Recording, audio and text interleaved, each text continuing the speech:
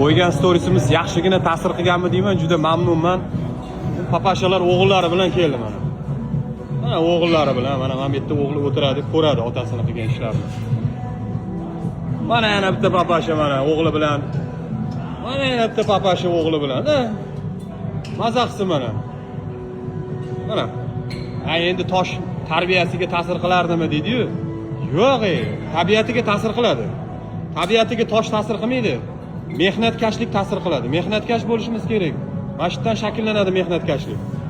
Bizning vazifamiz mehnat qilib, juftimizni baxtli qilish, oilamizni taxtli qilish. Mana shu yerdan mehnat boshlanadi. Ular tabiatiga hozirgi kunda TikTok ta'sir qilib yotibdi-yu. O'shalardan chalg'iydi o'g'illar, mana. Otalar olib keldi. Bu yerda o'tiradi, mana tabiiy sharbat ichadi. Bu yerda tabiiy hamma narsa. Agar желание bo'lsa, marhamat o'g'linglarni olib kelinglar. Mana shu yerda bemalol o'tiradi.